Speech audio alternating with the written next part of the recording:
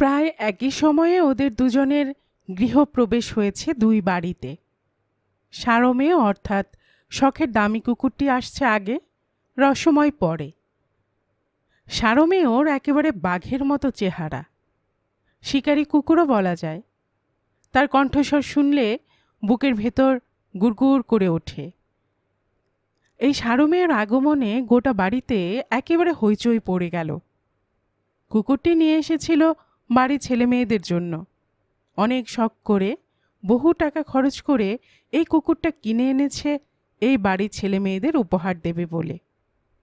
মামু অর্থাৎ মাতুল বলল, তোমাদের ভয় করার কিছু নেই, এই বাঘের মতো কুকুরটা দুদিনেই আমাদের পোষ মানা বেড়ালের মতো হয়ে যাবে। তবে বাইরের অচেনা লোক এলে আর রক্ষে নেই। পিনকু জিজ্ঞেস করল, আচ্ছা মামু, আমরা কুকুরটাকে কি বলে ডাকবো? মামু জবাব দিল, নাম একটা ঠিক করে নিতে হবে বই কি। তার আগে তোমরা ঠিক করো, ইংরেজি নাম না বাংলা নামে ডাকবে। যদি ইংরেজি নামে ডাকতে চাও তাহলে নাম দাও হরার। দাদু ফোকলা দাঁতে ফিক করে হেসে উঠে কইলেন, হরার? হরি হরি। বাড়ির গিন্নি বললেন, তার চাই তোকে ডাকো বাঘের মাসি বলে। বাঘের মাসি আবার একটা নাম নাকি? ঠোঁট উল্টে বলে মন্টু। নারানি এগিয়ে এসে বলে, আচ্ছা মামু, দস্যি নামে ডাকলে কেমন হয়? মামু উৎসাহিত হয়ে উত্তর দিল, তার চাইতে নাম রাখো দুর্দান্ত, শুনতেও জমকালো, ওর চেহারার সঙ্গে দিব্যি মানাবে। দাদু দুঃখ করে বললেন, আমার দুটো মাত্র দাঁত, এখনো পড়েনি, নড়বড় করছে। ওই দুর্দান্ত ডাকতে গিয়ে তাও খসে যাবে। পিনকু হাততালি দিয়ে উত্তর দিল, এমনিতেই দাঁত পড়ে গেলে তোমার ডেন্টিস্টের পয়সা বেঁচে যাবে। আমরা ওকে দুর্দান্ত বলেই ডাকবো, আশেপাশের লোক শুনেও ভয় পাবে। অবশেষে ভোটের জোরে দুর্দান্ত নামই বহাল হলো। মামু এবার জানালো, শুধু নাম রাখলে তো হবে না, দিন রাত ওর দেখাশোনা করতে পারে এমন একজন চৌকস লোক চাই। তা আমিই জোগাড় করে দেবক্ষণ। সেই দিনই মামু লোক ধরে নিয়ে এলো। নাম তার রসময়। নারানি খিলখিল করে হেসে উঠল, ভালোই হলো, সারমেয়ের জন্য এলো রসময়। ভাগ্যিস মামু ভুল করে রসমালাই নিয়ে আসেননি। মামুই রসময়ের সারাদিনের কাজের তালিকা ঠিক করে দিল।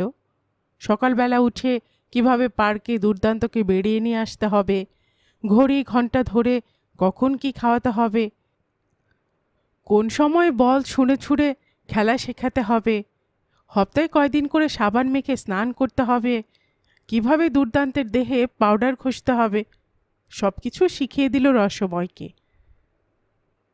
রসময়ও চালাক চতুর চটপটে ছেলে, দিব্যি গাট্টা গোট্টা চেহারা, ছুটোছুটি করে কাজ করতে খুব ভালোবাসে। দুর্দান্তের উপযুক্ত সাথী হয়েছে রসময়। ওকে নিয়ে ছুটোছুটি আর লাফালাফি করতে রসময়ের মোটেই আপত্তি নেই। একটা বল কিনে দিয়েছেন দাদু। সকাল হলেই রসময় বল হাতে দুর্দান্তকে নিয়ে কাছের পার্কে গিয়ে হাজির হয়। সেখানে ছুটোছুটি আর লাফালাফি। কিছুদিন পর বাড়ির গিন্নি কর্তাকে ডেকে ফিসফিস করে বললেন, এই যে মহা মুশকিল, ওই পার্কে গিয়ে হুটোপুটি করে যেমন রসময়ের খোরাক বাড়ছে, তেমনি খিদেই ছোকছোক করছে কুকুরটা। আগে যে মাংস খেত তাতে এখন কুলোচ্ছে না, মনে হয় কুকুরটা আরও খেতে চায়। কর্তা বলল, তা কুকুর পুষতে গেলে খরচ করতেই হবে। আমরা খাই বা না খাই, কুকুরের খোরাক রাজসিক রাখতেই হবে। ইতিমধ্যে একদিন মামু এসে হাজির। সব শুনে মামু বলল, দুর্দান্তের এখন বয়স বাড়ছে তো, তাই ধীরে ধীরে খিদেটাও বাড়ছে। ওর মাংসের পরিমাণ বাড়িয়ে দিতে হবে, খাঁটি দুধও দিতে হবে প্রচুর পরিমাণে। একবেলা মাংস ভাত আর একবেলা দুধ ভাত, তাতে শরীরের বার হবে তাড়াতাড়ি। আরও তেজি, আরও দুর্দান্ত হয়ে উঠবে কুকুরটা। থুড়ি দুর্দান্ত। বাড়ির গিন্নি চুপি চুপি জানান, আর ওই হতচ্ছাড়া রসময়ের খোরাকও যে বেড়ে যাচ্ছে। দুবেলা কুকুরটার সঙ্গে পার্কে দৌড়ঝাঁপ করে ওরও খোরাক বেশি হয়ে যাচ্ছে, তার উপায় কি? মামু হাসতে হাসতে জবাব দিল, ওর জন্য ভাবনা কি, মোটা চালের ভাত আরও এক থালা দিলেই হবে, সেই সঙ্গে কড়াইয়ের ডাল আর চচ্চড়ি, কত খাবে খাক না। তারপর থেকেই রসময় একেবারে আক্রোশে ফেটে পড়েছে। নিজের চোখের উপর দেখতে পাচ্ছে ওর জন্য মাংসের পরিমাণ বেড়ে যাচ্ছে, বাড়িতে গোয়ালা খাঁটি দুধ দুয়ে দিয়ে যাচ্ছে, মিষ্টি আসছে, ভাত রান্না হবে, দুধ ভাত মেখে খেতে দেবে কুকুরটাকে। এছাড়া আসছে কুকুরের জন্য নতুন বিছানা, গায়ে মাখার সাবান এবং লোমে মাখবার পাউডার, গলায় বাঁধবার জন্য শৌখিন বিদেশি বকলস।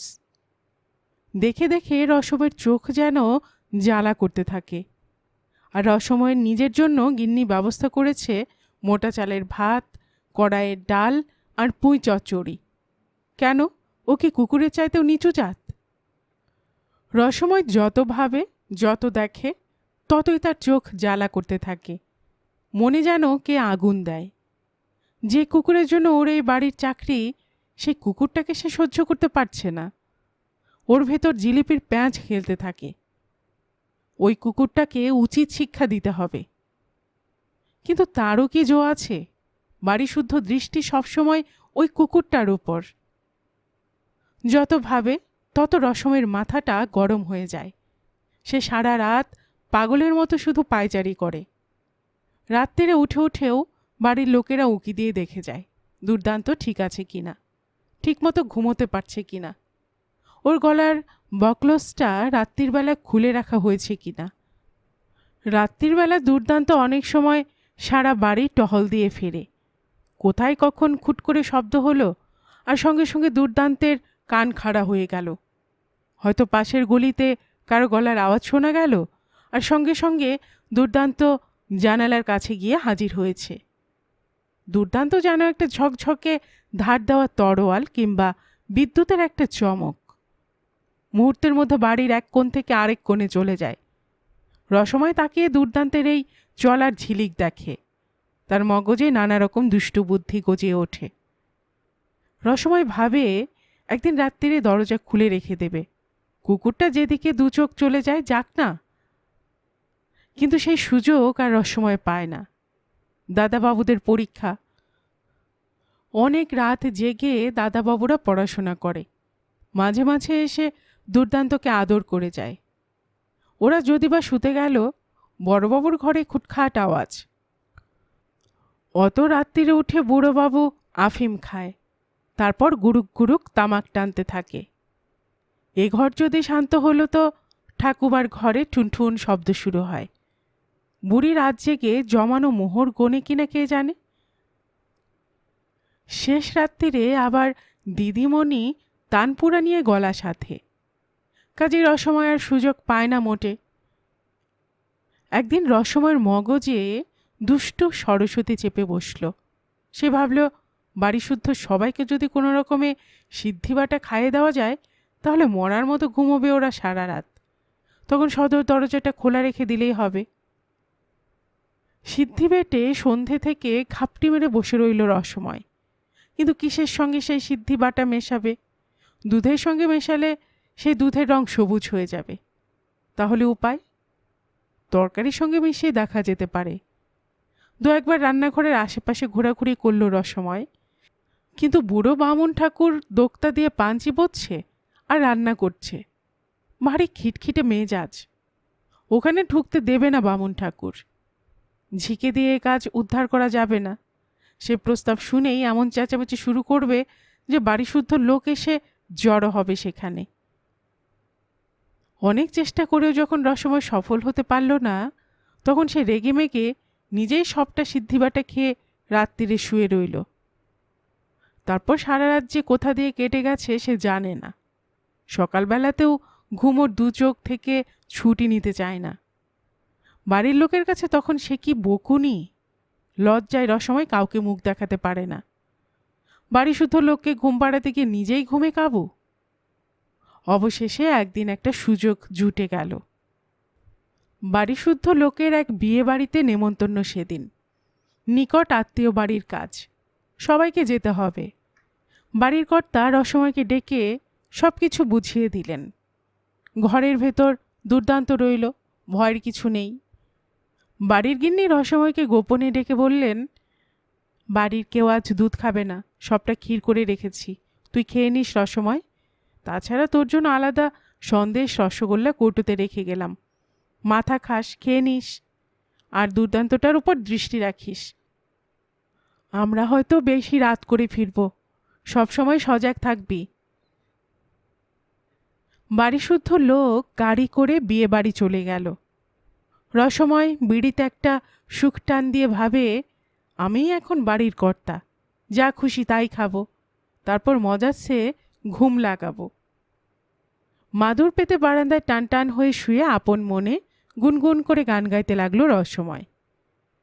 খানিকক্ষণ বাদে উঠে সে দুর্দান্তের বকলস আর শেকল খুলে নিল। তারপর বাড়ির সদর দরজাটা হাট করে খুলে রেখে আবার মাদুরে শুয়ে মনের সুখে বিড়ি টানতে লাগলো। চোখ পিটপিট করে সে দেখে দুর্দান্তটা এখন কি করে। না, দুর্দান্তটা তো বাড়ির বাইরে ছুটে বেরিয়ে যাচ্ছে না, কেবলই এ ঘর ও ঘর করছে। আর অসময় বিড়ি টানতে টানতে নানান কথা ভাবতে ভাবতে কখন যে ঘুমিয়ে পড়ল তা নিজেই টের পায়নি। অনেক রাত্রিরে দুর্দান্তের দারুণ চিৎকারে রসময়ের ঘুম ভেঙে গেল। ধর্মর করে উঠে বসে সে দেখে আবলুস কাঠের মতো কালো রঙের এক সন্ডাগুন্ডা মানুষের কাঁধের উপর সামনের দুই পা তুলে দুর্দান্ত গর্জন করছে, আর সেই গুন্ডাটা প্রাণের দায়ে চিৎকার করছে। এই দুই রকম কান ফাটা শব্দে আশেপাশের বাড়ির লোকজন, দারোয়ান, ঝি, চাকর দৌড়ে এসেছে।